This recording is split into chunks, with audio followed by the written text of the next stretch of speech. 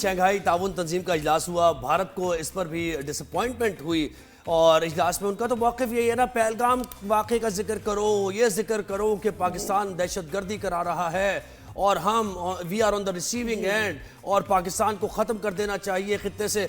हर जगह हर फोरम पे जाते हैं, उनकी यही कोशिश ये वो टेप चल रही है रिपीट पे। अच्छा, रीजन के ममालिक हैं शंघाई ताउन तंजीम में और तमाम ममालिक रेलेवेंट हैं, एक दूसरे से ताल्लुकात भी हैं और इन ममालिक का मौक़िफ़ होना किसी चीज़ पर बहुत ज़रूरी होता है, बहुत अहम होता है। ईरान है, बांग्लादेश है, पाकिस्तान है, चाइना है, इंडिया है शंघाई ताउन तंजीम में। अच्छा, उसका इजलास हुआ और SCO एलामिये पर दस्तखत करने से भारत ने इनकार कर दिया।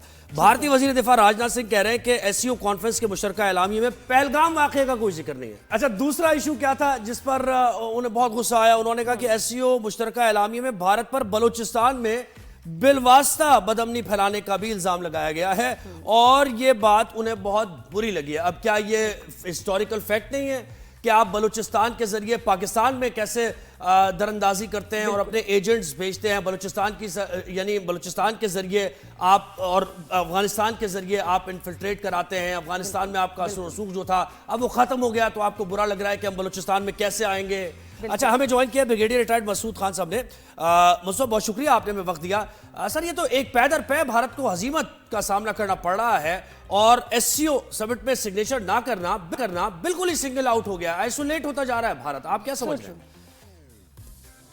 जी हाँ, एग्जैक्टली ऐसा ही हो रहा है। देखिए, मेरे ख्याल में जो इनकी जो कहते हैं ह्यूमिलिएशन में अब एवरी पासिंग डे उसमें इजाफा होता जा रहा है। इंटरनेशनली हम देख रहे हैं, जब SCO की बात करते थे कि बड़ी इंपॉर्टेंट फोरम है, 2001 में बना था, इसमें रशिया भी है, चाइना भी है, पाकिस्तान भी है, इंडिया भी है, 4 सेंट्रल एशियन रिपब्लिक से, बेलारूस से और ईरान है और फिर ऑब्जर्वर्स ममालिक बहुत सारे इसमें अटेंड करते हैं। और ये देखें, ये जो मीटिंग्स होती हैं पीरियडिकली होती है और डिफेंस मिनिस्टर्स की, और इससे पहले एक्सपर्ट्स की डिस्कशंस भी होती है जिसमें तमाम अमूर जिसको उन्होंने सब्सिक्वेंटली लेके जाना होता है कम्युनिके के लिए, वो डिस्कस होते हैं। जब वो डिस्कशंस हुई हैं तो उसमें there was no mention of Pahalgam of Indian illegal occupied Jammu and Kashmir. वो जब देखे फाइनल कम्युनिके तैयार हुआ और उसमें जो पाकिस्तान का स्टांस था कि जाफर एक्सप्रेस की बात की कि इंडियन टेररिज्म जो बलोचिस्तान में हो रही है, फिर सेंट्रल एशिया में भी जो खतरात हैं, उस पे जो 9 ममालिक हैं दे इंडोर्स पाकिस्तान स्टांस, तो बहुत बड़ी कामयाबी थी। जब इंडिया ने कोशिश की उसमें दरमियान में अभी एंट्री की कि इसमें पहलगाम डालने की, तो उस पर they did not agree, so it was a political setback, humiliation थी उनकी। अब उस ह्यूमिलिएशन को कवर अप करने के लिए सिलेक्टिव उन्होंने लीक किया टू द इंडियन मीडिया कि we have refuse to sign, ताकि ऐसा इंप्रेशन दे, क्योंकि एक आप समझ लो फ्रस्ट्रेशन थी। जबकि आप 10 में से 9 कहते हैं भाई we did not buy the idea जो आप प्रेजेंट कर रहे हैं, तो उन्होंने ऐसे ही किया। सो आप देख लें कि मेरा ख्याल में उनके लिए बहुत बड़ी सीरियस सेटबैक थी। और इसके बाद अभी आप ये भी देख लें कि जब उसने तकरीर की राजनाथ सिंह साहब ने, तो राजनाथ सिंह ने वही पुराना और कोई एविडेंस नहीं, पुराना रेटरिक्स, ये है वो है फलानी। जबकि ख्वाजा आसिफ ने जब एड्रेस किया तो उन्होंने बात की कि Indian illegally occupied Jammu and Kashmir में जो इंडिया टेररिज्म करवा रहा है, वहाँ पे जिस तरीके से कश्मीरियों के साथ हो रहा है, उन्होंने उनको कंडेम किया। और पाकिस्तान के अंदर दहशत, जिस तरह आपने अभी बात की है दहशतगर्दी, हमने 5 डोजियर जमा कराए हैं इंटरनेशनल कम्युनिटी में, UN सिक्योरिटी काउंसिल में, OIC के साथ, UN के साथ और बाकी ममालिक के साथ, यूरोपियन यूनियन के साथ। 2009 में पहला था, 2022 में लास्ट किया, पेश किया। फिर जाफर एक्सप्रेस भी एक सबूत आ गए थे और हमारे पास, तो पाकिस्तान के पास तो बेतहाशा सबूत है। अभी मेजर संदीप का जो लास्ट टाइम DG ISPR ने बताया, कल भी देखें जो पंजाब में और सिंध में जो लोग पकड़े गए हैं उनका भी नेटवर्क इंडिया से मिलता है। फिर ये अफगानिस्तान से आपको पता है वहाँ पर 66 कैंप्स थे, वहाँ से ऑपरेट करते हैं। ईरान में इनके अंदर प्रेजेंस से, BLA की प्रेजेंस से, BLF की प्रेजेंस से, वहाँ से फैसिलिटेट करते हैं। अभी तो खबरें आ रही हैं कि इंडिया की भी और मोसाद की भी और BLA के साथ राब्ते हैं, पता चल गए हैं। मेरा ख्याल में हाई टाइम ईरान के लिए भी अभी मौका हम है, पाकिस्तान ने जो उनके साथ खड़े रहे हैं, लेकिन मेरे ख्याल में उनको वहाँ से एलिमिनेट करना चाहिए। लेकिन ओवरऑल देखें, it is serious setback for India. That's so true. Sir, आपको क्या लगता है कि भारत में क्योंकि बातें हो रही हैं कि जी पाकिस्तान ने कितना सही जो है, कितने सही मूव्स लिए, इनकी स्ट्रेटजी इतनी अच्छी है, हमको वो करना चाहिए था जो पाकिस्तान ने किया है। आपके ख्याल में इंडिया से क्या गलतियां हुई हैं? इनकी जो एक्सट्रीमिस्ट गवर्नमेंट है, जो हर चीज़ कोलैप्स कर गई, हर चीज़ उल्टी पड़ गई इनके ऊपर, क्या गलतियां हुई हैं मेजर इनसे?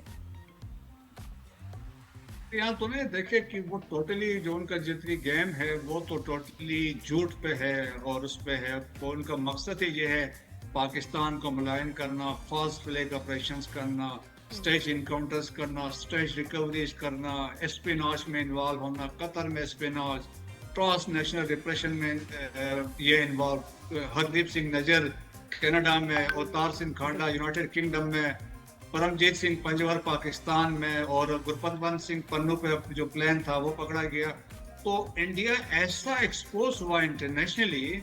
देखिए जब ये वाकया हुआ है पहलगाम का, तो उसके बाद there was not a single country living side Israel जिन्होंने इनका जो आइडिया था उसको बाई किया हो।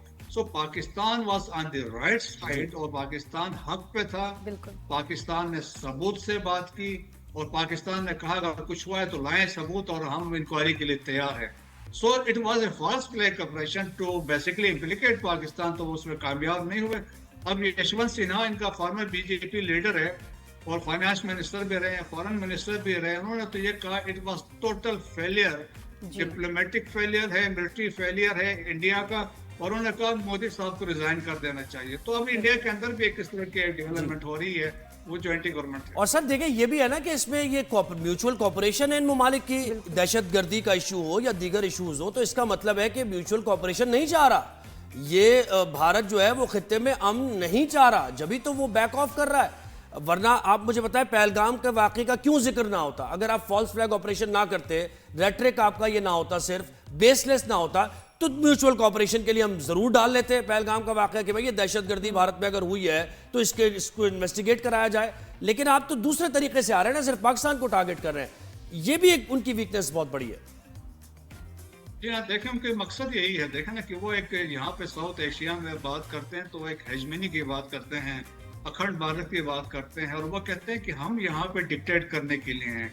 सो अब जब से ये 10 मई का वाकया इनके साथ रूनमा हुआ है, जब हमने 5 घंटे में इनको लिटा दिया था, उसके बाद आपने देखा है कि पाकिस्तान की रेलेवेंस इंटरनेशनल कम्युनिटी में, पाकिस्तान की रेलेवेंस जियो स्ट्रेटेजिक लेवल पे बढ़ गई है। आप नहीं देखते हैं कि प्रेसिडेंट ट्रम्प हर दफा कहता है कि पाकिस्तान की लीडरशिप बड़ी ज़हीन है, लोग वहाँ के बहुत अच्छे हैं। फील्ड मार्शल आसिम मुनीर की उन्होंने बात की, उन्होंने कहा इंप्रेसिव पर्सनालिटी है और उन्होंने कहा एडमायरेबल पर्सनालिटी है। तो दुनिया आप एक्सेप्ट कर गई है भाई, Pakistan is a very powerful. Sir मैं बल्कि आज शो में कह भी रही थी कि Pakistan is emerging as a power, as a brand, as a new force, और ये इंटरनेशनली दुनिया की, इस खित्ते की बात नहीं हो रही, दुनिया में it is emerging as the new force, the new power of the world. और जहां भी कोई भी ऐसी तंजीमें, मेजर ममालिक आएंगे, उसमें पाकिस्तान को वो शामिल करना चाहेंगे। और इसी की मिसाल वो यूएन सिक्योरिटी काउंसिल की जो सदारत मिली है, बिल्कुल, this is never happened before. तो ये कितना जबरदस्त चेंज आया है। जी हाँ, बिल्कुल इसी तरीके से बात है, और इसलिए मैं कह रहा हूँ कि रेलेवेंस है। जब आपके देखें कि आपकी आर्म, देखिए इस कंक्लूजन जो हम ड्रा करते हैं, स्ट्रॉन्ग आर्म्ड फोर्सेस बहुत मस्ट है किसी मुल्क के दिफा के लिए, और जिस तरह पाकिस्तान ने डिलीवर किया, डेमोन्स्ट्रेट किया, और हमें मज़ीद तैयारियों में रहना चाहिए। लेट्स नॉट फॉरगेट हनूद का जो एक गठजोड़ है, nexus between India and Israel को आप ना बोलें। जिस तरीके से अभी वहां पर सेटलमेंट होती है, ये कंटिन्यूटी रहे, कोशिश पाकिस्तान पे भी कुछ करें, लेकिन उसके लिए हमें मजीद तैयारियां करनी होगी।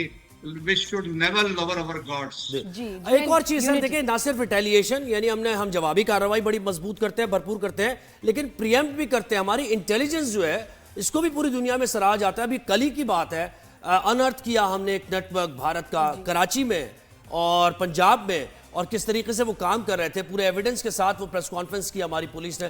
तो ये भी एक हमारी कामयाबी का एक और यानी एक फैक्टर है ना, कि हमारी इंटेलिजेंस, प्रीएम्प्टिव मेजर्स हमारे, और दहशतगर्दी के खिलाफ जिस तरीके से हम अपने मुल्क में भी कार्रवाइयां कर रहे हैं।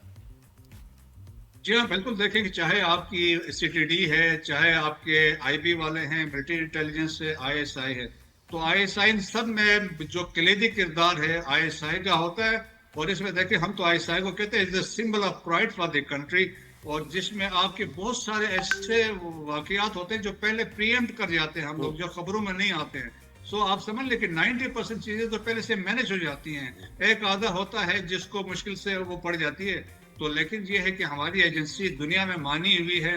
That's why international based operation जब भी पाकिस्तान में होते हैं इन्हीं की इनपुट होती है, और इन्हीं की इनपुट की वजह से पाकिस्तान की कामयाबी है, पाकिस्तान की रेलेवेंस बढ़ गई है, पाकिस्तान के आर्म फोर्सेस की बात है, फिर पाकिस्तानी कौम का रिजॉल्व और रेजिलियंस जिस तरीके से हमने इस दफा देखा। जी जी, और हमने सर सीखा भी है, और सीखने की बात ये है कि जी हमारा यूनाइटेड रहना बड़ा जरूरी है। अगर हम कमजोर होंगे, हम अपनी फोर्सेस को डाउट करेंगे तो हमारा ही नुकसान है। कुछ अर्सा पहले ये सर जो हम देख रहे थे, भारत ने बड़ी अग्रेसिव मीडिया कैंपेन की against the forces of Pakistan, लोगों को बहुत ज़्यादा मिसगाइड किया, कुछ अपने ही जो इन्फ्लुएंसर जो बाहर जाके शिफ्ट हो गए उनको इस्तेमाल किया, उन्होंने भी बढ़ चढ़ के फजूल बातें की। तो ये बड़ा ज़रूरी है कि हम अपनी फोर्सेस को पीस के टाइम्स में हर टाइम सपोर्ट करें और एक रहें। और वो EU डिस्इंफो लैब जो है वो तो आपको पता ही है किस तरीके से वो ऑपरेट कर रहा था। बिल्कुल। अच्छा सर, ये अभी बताएं, अभी भारत ऐसे चुप तो रह तो नहीं सकता, तो अभी किसी और शरारत और प्लानिंग में वो जरूर बिजी होंगे, आपको क्या लगता है? नियर फ्यूचर में तो कोई चांस नहीं है, क्योंकि जो सेटबैक उनको मिले हैं दे विल टेक टाइम। वो सोचेंगे क्या हमारे हुआ, हमसे क्या होगा। लेकिन पाकिस्तान की तरफ से एक वाज़ेह मैसेज गया है कि इस दफा तो हमने रिस्ट्रेंट शो किया कि हमने आपके 6 जहाज गिराए, और पाकिस्तान के पास वक्त कैपेबिलिटी थे हम 12 जहाज गिराते। सो अभी क्या है, अभी भी राफेल है, तो F-35 अमेरिका से आने हैं, they will take 5-10 years. Pakistan के पास J-35 आने वाले हैं, हमारे पायलट्स ऑलरेडी ट्रेनिंग हासिल कर रहे हैं, और पाकिस्तान के पास जो कैपेबिलिटी है पाकिस्तान के अंदर रहते हुए, तो इस दफा मैं आपको ये बताऊं जब कोई पंगा लेंगे, नियर फ्यूचर में तो नहीं है, लेकिन जब इजराइल और ये दोनों मिल के लेंगे, ये कंफर्म है, तो उसमें आप देखेंगे पाकिस्तान इस दफा नॉट 10 टाइम्स मोर इनको शिकस्त देगा, और ऐसा होगा इनके साथ। देखें हमने तो अपने एक्चुअल वेपन्स तो अभी दिखाए ही नहीं है, हमने उनको डेमोन्स्ट्रेट भी नहीं किए। हमने वो वेपन्स इस्तेमाल किए जो हमारे अटरली के पास थे या इस तरह एयरफोर्स के पास थे। हमारे अपने चीजें तो अभी तक हमारे वो मौजूद हैं, तो इनको भी पता है कि पाकिस्तान क्या। जी बहुत शुक्रिया ब्रिगेडियर मसूद खान साहब।